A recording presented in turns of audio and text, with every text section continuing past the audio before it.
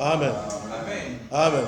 Alors d'entrée de jeu, j'aimerais déjà rendre grâce à Dieu pour cette opportunité, pour cette grâce qu'il m'accorde aujourd'hui de me tenir auprès de vous.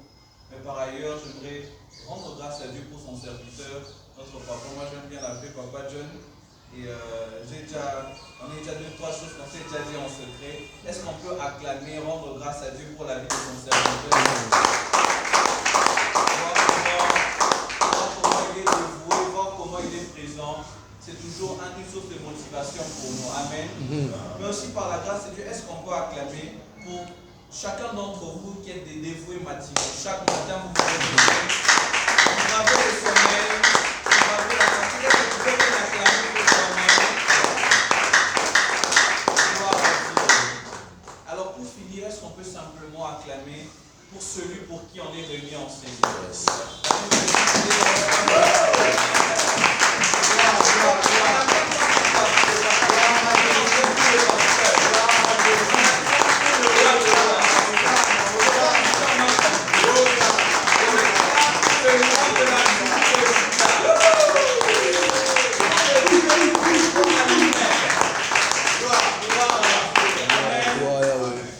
Gloire à Dieu. Alors aujourd'hui, avant de commencer, j'aimerais bénir Dieu pour la vie de son serviteur, notre papa qui nous a bénis pendant ces 3 jours et vraiment dans la même pensée, dans le même esprit. Pendant qu'on était là, je me disais, Seigneur, c'est presque la même chose sur laquelle on va tabler, sur laquelle on va échanger. Et j'ai béni énormément Dieu. Car moi, je crois que lorsque le Saint-Esprit est là, il y a une unité d'esprit. Amen. Amen. Amen. Amen. Alors, nous sommes dans Matthieu 28, verset 19, verset 20. C'est un passage que plusieurs évangélistes connaissent très bien par cœur. Je fais la lecture au nom du Seigneur. Matthieu 28, verset 19 au verset 20, la Bible dit ceci: allez et faites de toutes les nations des disciples, les baptisant au nom du Père, du Fils et du Saint-Esprit. Mais le verset 20, c'est là où on va porter notre regard aujourd'hui. Enseignez-leur à observer tout ce que je vous ai prescrit. Et la suite dit ceci: et voici, je suis avec vous tous les jours jusqu'à la fin du monde. Amen. Amen. Est-ce que vous pouvez juste m'aider à répéter: je suis avec vous. Je suis avec vous. Jusqu'à la fin du monde. Jusqu'à la fin. Une deuxième fois: je suis avec vous. Je suis avec vous. Jusqu'à la fin du monde. Jusqu'à la fin du monde. Alors pour revenir à simplement ce que le Saint-Esprit nous a mis à cœur afin d'échanger aujourd'hui, la pensée sur laquelle on va exhorter pendant ces 2 jours est simplement vivre et demeurer dans son intimité. Amen. Amen. Amen. Vivre et demeurer dans son intimité. Nous sommes tous sans ignorer que depuis la chute de l'homme, depuis le jardin d'Éden, l'homme a perdu quelque chose de très important. L'homme n'a cessé de manifester dans son cœur un désir profond. Quel était donc ce désir? Retrouver simplement cette relation d'intimité qu'il avait avec le Créateur. Amen. La Bible dit que chaque jour le Seigneur descendait. Il venait converser, il venait échanger avec cet homme. Mais lorsque Adam a eu à pécher, il y a eu cette cassure qui s'est créée. Et c'est comme ça qu'au fil des années, il n'a cherché qu'une seule chose: renouer avec son Créateur. Renouer avec cette intimité qu'il avait perdue par sa désobéissance et par le péché. Amen. Amen. Et par il a cherché à le faire par multiples façons. C'est ainsi que sont nées des religions.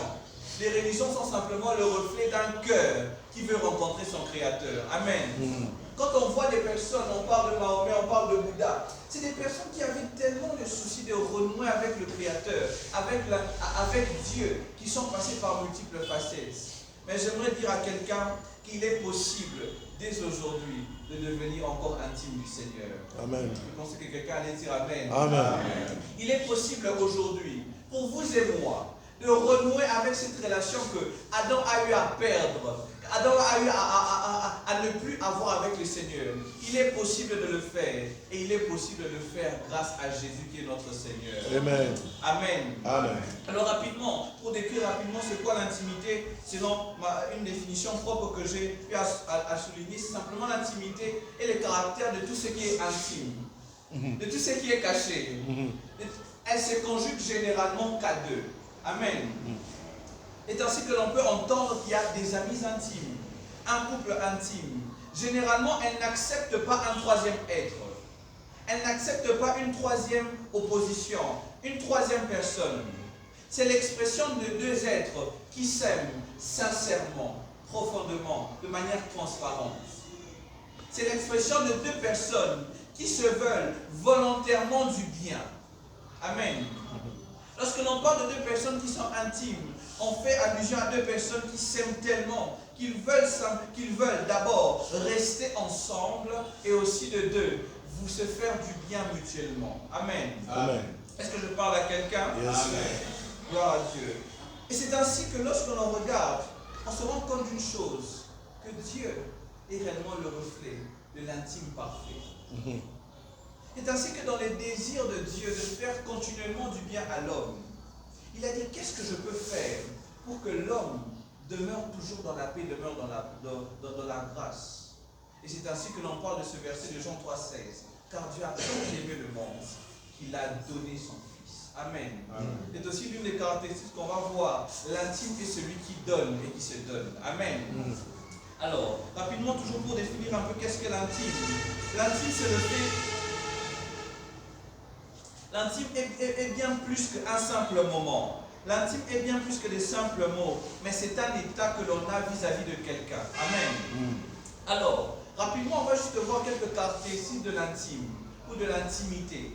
Parce que je crois que pendant ces 2 jours, on va développer cela et on va aller plus en profondeur. L'une des premières caractéristiques que l'on entend lorsque on dit que des personnes sont intimes, et que l'intime est celui qu'on aime profondément. Ou l'intime est celui qui est aimé profondément. Est-ce que je parle à quelqu'un? C'est ainsi que, quand Christ veut partir, il dit simplement, si vous m'aimez, gardez mes commandements. Et par la suite, il dit quelque chose de très fort. Il dit ceci, je ne vous appelle plus serviteur, mais je vous appelle ami. Rentrons dans le contexte de l'époque.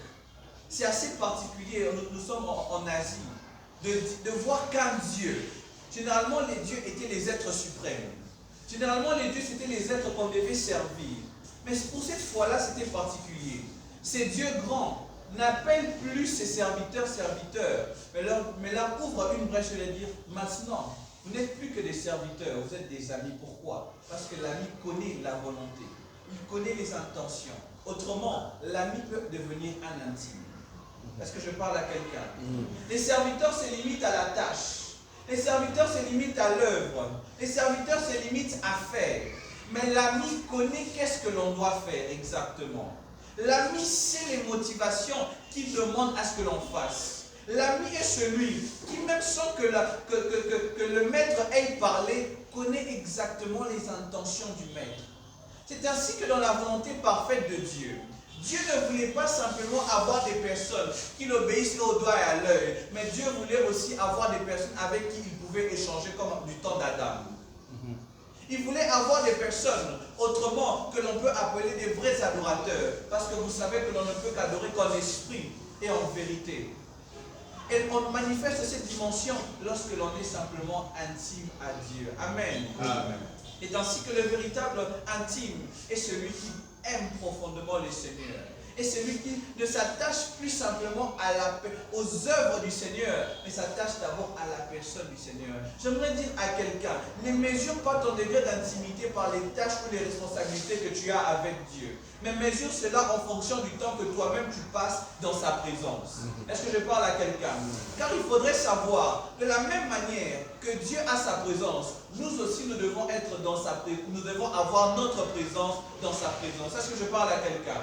Nous devons nous aussi venir nous présenter devant lui, nous venir et être là où il est. Amen. Amen. Il est important de comprendre cela, qu'il ne faut pas simplement juger ton degré d'intimité, ton degré de proximité avec Dieu par toutes les tâches que tu fais, par toutes les responsabilités que tu as, mais d'abord par ce que tu fais personnellement avec Dieu. Comme je l'ai dit, l'intimité n'est pas question de 3, de 4, mais des questions de 2 personnes, premièrement. Et lorsque une personne n'est plus intime, mais est toujours attachée à ce qu'elle fait comme œuvre, elle tombe dans ce que la Bible, dans ce que l'Esprit reprochait. À la première église d'Apocalypse, la Bible dit ceci, c'est que je contre toi, c'est que on ne t'a pas volé ton premier amour. Je ne sais pas si vous avez lu ça. C'est juste qu'au cours derrière le temps, on n'aura pas le temps de tout lire. La Bible ne dit pas qu'on l'a volé. La Bible ne dit pas qu'elle n'a jamais eu. Mais la Bible dit simplement que tu as eu à abandonner. Est-ce que je parle à quelqu'un? Abandonner, c'est-à-dire je marche avec mon téléphone, je viens comme ça et je le dépose juste ici. Et quand Dieu vient et dit ce que je contre toi âgé, c'est que tu as abandonné ton téléphone. C'est que tu as abandonné ce qui, entre guillemets, faisait ta force. Et souvent le problème ou le bémol avec ceux qui servent, c'est que souvent ils peuvent servir, mais ils abandonnent leur premier amour. Quand on parle du premier amour bien-aimé, on ne parle pas d'abord de la capacité à faire, mais de la capacité à garder notre vie d'intimité avec Dieu. Est-ce que je parle à quelqu'un? Lorsque l'on dit que tu as perdu ton premier amour, ce n'est pas d'abord que tu as péché. Non, mais c'est que tu n'entretiens plus ce qui fait ta substance avec Dieu. Tu vas dire oui, mais moi je suis un intime de Dieu. Oui, toi tu sers à l'église, c'est bien. C'est vrai que tu ne tombes plus dans l'adultère, mais tu n'es plus seul chez toi dans le secret. C'est vrai que toi tu n'es plus un voleur, mais tu n'es pas tout le temps dans la méditation de la Bible. Tu sers peut-être, mais tu as abandonné ton premier amour. Tu as laissé ce qui faisait ta force, ce qui te donnait de la vigueur, ce qui te donnait de toujours demeurer puissant devant les hommes. Ce n'est pas le service qui élève, c'est notre relation avec Dieu qui nous élève devant les hommes. Est-ce que je parle à quelqu'un? Alors j'exhorte quelqu'un en ce moment, j'exhorte un frère, une sœur, un papa, une maman aujourd'hui. Reprends ce que tu as eu à abandonner, reprends ton premier amour, redeviens intime du Seigneur. Amen. Reprends ce que tu as eu à abandonner. Tu avais l'habitude de te réveiller très tard dans la nuit afin de chercher la face de Dieu, afin d'intercéder pour plusieurs. Je parle à quelqu'un qui avait régulièrement l'habitude de se réveiller entre 0h et 0h30 afin de chercher Dieu. Maintenant, tu ne les fais plus. Reviens, Dieu t'attend à cela. C'est comme ça que tu as eu à apprendre à intercéder. C'est pendant cette ton intimité que tu as eu à comprendre même c'est quoi le monde des rêves ou le monde des visions. J'aimerais exhorter quelqu'un, j'aimerais exhorter une sœur. Reviens à ce que tu as eu à abandonner. Et le Seigneur, lui, il est toujours prêt à te recevoir. Amen. Et l'une des deuxièmes caractéristiques de l'intime, l'intime est celui que l'on priorise avant toute chose ou tout être. L'intime est celui que l'on priorise ou que l'on met en priorité devant toute chose et devant tout être. Par là, j'aimerais bien parler, je vais ouvrir une parenthèse, et parler simplement de la loi des prémices. La loi des prémices stipule simplement ceci, que toutes les premières choses sont à Dieu. Est-ce que je parle à quelqu'un? C'est pour cela que je bénis Dieu pour la vie de tous les dévoués matinaux, qui font de leurs premières heures de journée un moment où ils consacrent ça à Dieu. C'est pour ça que je bénis la vie de tout celui qui est ici en ce lieu, parce que dès le matin, il se décide à chercher Dieu. Et vous savez, lorsque l'on parle de David, nous savons tous que David est l'homme selon le cœur de Dieu. Amen. Et lorsque l'on pose la question, mais qu'est-ce qui fait que David soit l'homme selon le cœur de Dieu? Il y a souvent une réponse qui vient. On dit que non, David est l'homme selon le cœur de Dieu parce qu'il avait un cœur repentant. Parce que lorsqu'il péchait, il savait revenir à Dieu. Il savait demander pardon. Et nous avons tous ces passages qui disent que où irais-je loin de ta face? Nous avons tous ces cantiques, ces psaumes lorsqu'il parle de quand il vient de pécher. C'est correct cette définition de pourquoi est-ce qu'il est l'homme selon le cœur de Dieu. Mais on peut aussi ajouter quelque chose d'autre à cette définition. David pouvait être considéré comme l'homme selon le cœur de Dieu parce qu'il respectait la loi des prémices. Il décidait que toutes les premières choses qu'il ferait, il allait les donner à Dieu. C'est ainsi que lorsque l'on est dans le psaume 57, le verset 8 ou 9, ça dépend des versets, la Bible dit ceci: réveille-toi mon âme, réveillez-vous mon luth et mon âme, je réveillerai l'aurore. Qu'est-ce que l'on veut dire par là? David, dès le matin, l'aurore c'est un moment de transition entre le début de journée et la nuit, n'est-ce pas? Et la Bible dit ceci. Autrement, c'est comme s'il disait, je vais commencer à louer Dieu. Je vais commencer à célébrer le Seigneur. Pas parce que d'abord j'aurais signé un contrat. Pas parce que d'abord on m'aurait fait un transfert. Non, mais parce que je suis un intime à Dieu. Je ne permettrai pas que le soleil se lève si je n'ai pas adressé à Dieu des paroles de réjouissance. Je ne permettrai pas à ce que je puisse me lever, aller faire ma journée si je n'ai pas pris le temps de louer Dieu. Et c'est l'une des choses qui faisait la force de David. Dans le psaume 119, le verset 47, il dit ceci: je dévance l'aurore, j'écris et j'espère en tes promesses. Avant chaque matin, avant chaque début de journée, on ne parle pas d'un jeune homme qui est au chômage ici. On ne parle pas d'une personne qui n'a rien à faire de ses journées. On parle d'un roi, de toute une nation, de tout un pays. Mais ce roi, qu'est-ce qu'il fait comme habitude? Chaque matin, il décide de donner ses premières heures à Dieu. Est-ce que je parle à quelqu'un? Et c'est ce qui fait à ce que ça soit un intime. J'aimerais dire à quelqu'un, peut-être, tu penses que être intime, c'est faire des grandes choses à Dieu. Non, mais c'est d'abord lui donner les premières choses. C'est d'abord lui donner tes premières heures. C'est d'abord lui donner tes premières ressources. C'est comme ça que l'on bâtit une relation d'intimité avec Dieu. David, grand roi qu'il était, si puissant qu'il était, décidait chaque matin de précéder l'aurore.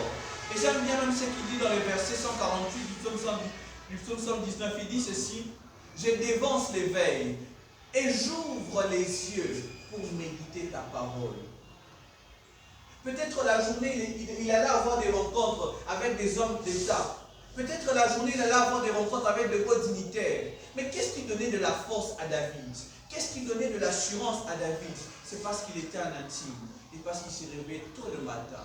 Il donnait ses premières heures. Il donnait ses premières ressources. J'aimerais encourager quelqu'un en ce moment. Donne tes premières choses à Dieu. Amen. Toutes tes premières choses, décide de le donner à Dieu. Car c'est comme ça que réellement on sait voir le véritable cœur d'un intime. Ma prière pour celui ou celle qui est en ces lieux est que chaque matin soit un moment de rencontre personnelle avec Dieu.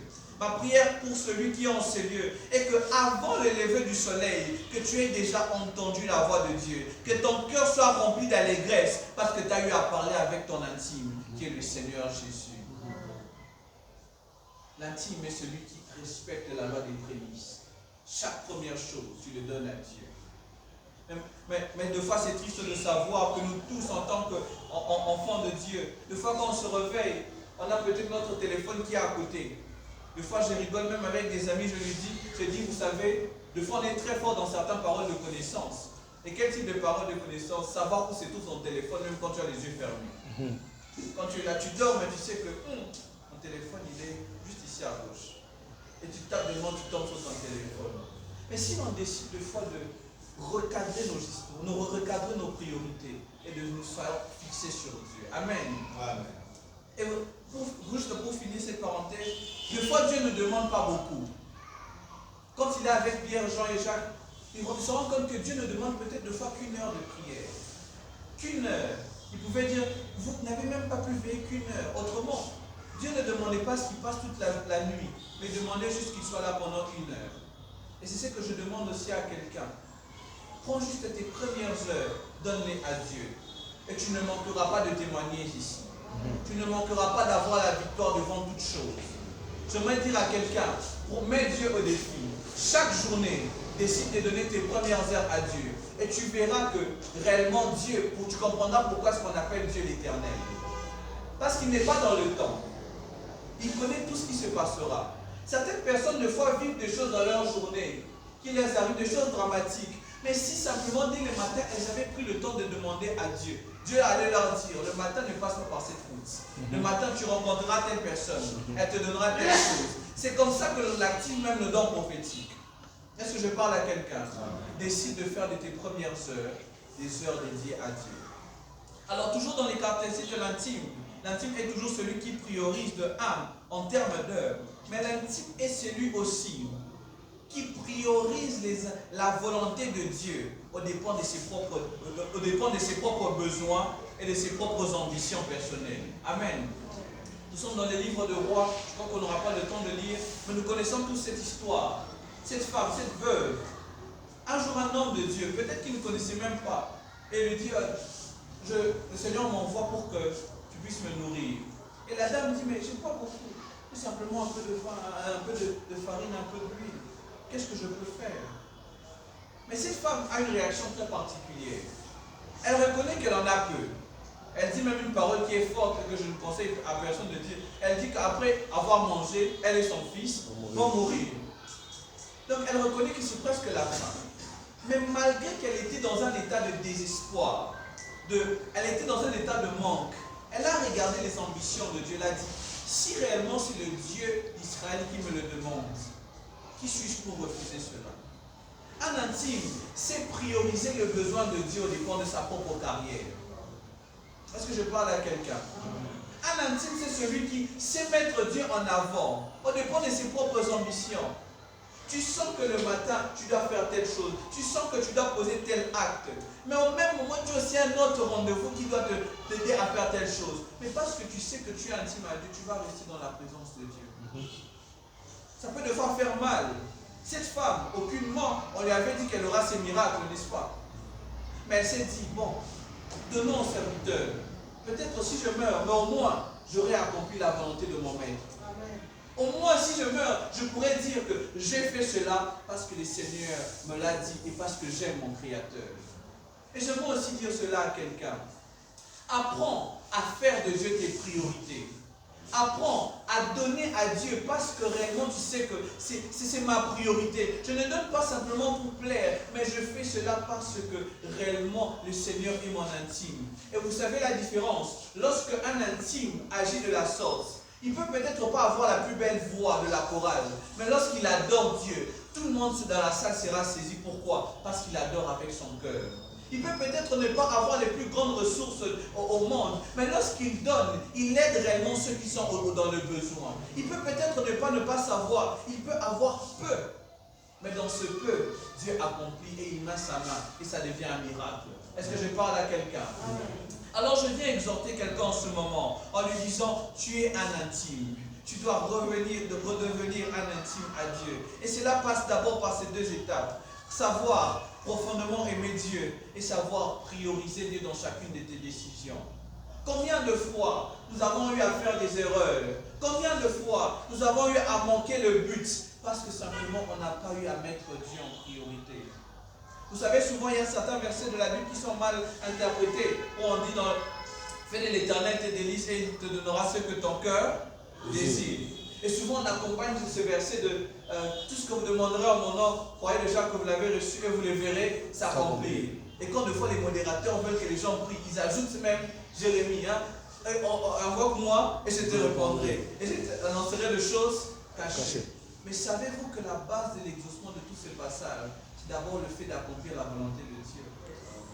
C'est lorsque tu t'attaches à l'œuvre, c'est lorsque tu fais seulement ce que Dieu te dit de faire, c'est lorsque tu recevras tout ce que ton cœur désire. Maintenant, on s'attache à la deuxième partie. Non, je vais prier, je vais faire ceci. Mais est-ce que tu as d'abord fait de la volonté de Dieu tes délices? Est-ce que tu as fait de la volonté de Dieu ta priorité? Certaines personnes ne sont pas exaucées, pas parce que Dieu ne les aime pas, mais simplement que Dieu ne se retrouve pas dans leur prière. Est-ce que je parle à quelqu'un? Certaines personnes, quand elles prient de tout leur cœur. Elles prient avec pas de mauvaises intentions. Mais lorsque Dieu regarde le cheminement du début de la prière jusqu'à la fin, il dit, mais moi je ne retrouve pas ma volonté dedans. Tu demandes à ce que je te fasse ceci, que je te donne cela. Mais où est mon intérêt dedans? Où est ma volonté dans ce que tu me demandes? Est-ce que lorsque je te donnerai telle chose, est-ce que même une âme sera sauvée au travers de toi? Est-ce qu'une âme sera même fortifiée par toi? Ou tu le demandes juste pour avoir du prestige? Ou tu le demandes juste parce que les autres ont? Pour ça, je bénis Dieu pour la parole que notre papa nous a apportée hier. Quand il nous parlait de la comparaison. Certaines fois, tu demandes juste parce que tu as vu que l'autre a et tu veux recevoir. Mais j'aimerais dire ceci à quelqu'un.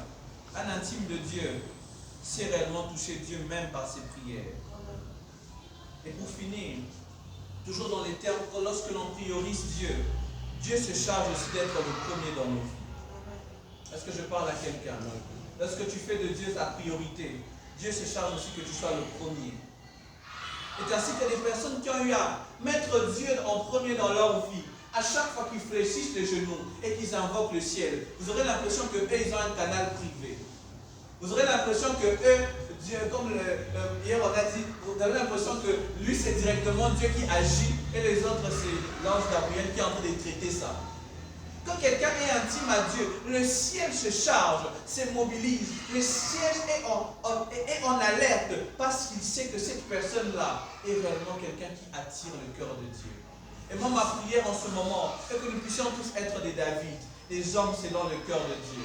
Que lorsque tu fléchis les genoux, quelle que soit la montagne, cette montagne va s'ébranler. Quelles que soient les difficultés, ces difficultés vont tomber. Quels que soient les géants qui peuvent s'adresser devant toi, ces géants vont tomber. Pourquoi? Parce que tu as fait de Dieu ta priorité. Parce que tu as fait de Dieu ton intime. Parce que tu as fait de Dieu la première personne avec qui tu voudras échanger. Est-ce que je parle à quelqu'un?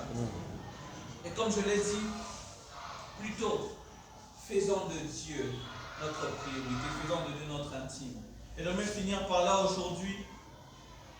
Si tu reconnais simplement avoir abandonné ton premier amour, abandonné la substance de ta force, toi-même tu sais que lorsque tu fais telle chose, même ta relation avec Dieu est différente. Je te prie, dès à présent, prends cette décision de recommencer à faire ces choses-là. Amen. Amen. Si tu reconnais que tu as perdu une telle vie de consécration, tu as perdu une telle vie de prière, je te prie, s'il te plaît, ne tombe pas dans les pièges du serviteur. Le serviteur peut servir, peut continuer à servir, même s'il n'a aucune relation avec Dieu. Mais laissez-moi vous dire, ce qui nous permettra d'entrer dans l'éternité avec Dieu, ce n'est pas notre service d'abord, mais c'est notre relation avec Dieu.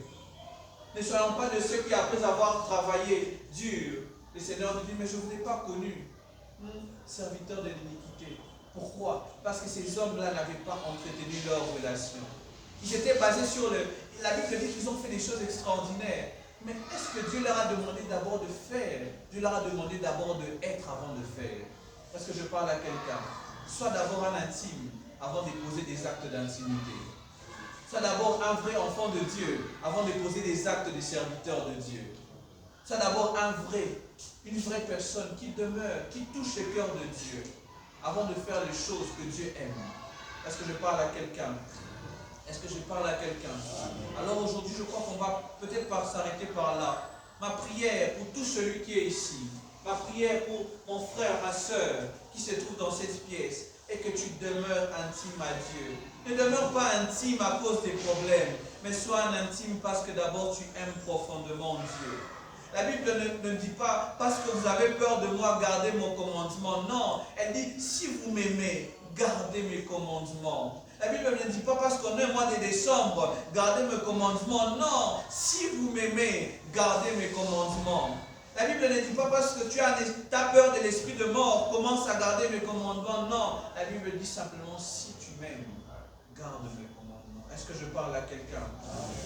On peut incliner nos têtes en prière. Et l'on attendra.